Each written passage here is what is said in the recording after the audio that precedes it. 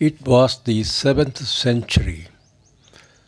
The pagan Quraysh were persecuting the Muslims severely day by day. Even their close relatives also were persecuted. At this, the Prophet ﷺ was compelled to order these companions to migrate to Habasha again. During the 7th century, Asmaha Najas of Habash was, or simply King Negus of Abyssinia in Africa, was a just Christian king.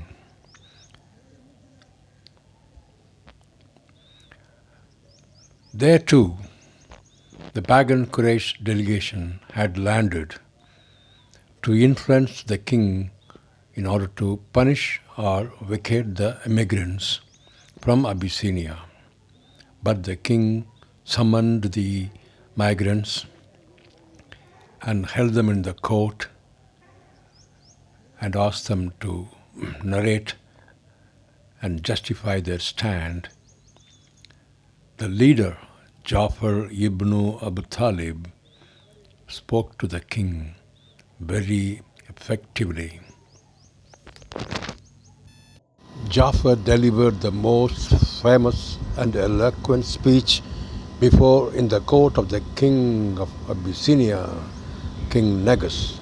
O king, we were a people in a state of ignorance and immorality, worshipping idols and eating the flesh of dead animals, committing all sorts of abomination and shameful deeds, breaking the ties of kinship, treating guests badly, and the strong among us exploited the weak. We remained in the state until Allah sent us a prophet, one of our own people, whose lineage, truthfulness, and trustworthiness and integrity were well known to us. He called us to worship Allah alone and to renounce the stones and the idols which we and our ancestors used to worship besides Allah.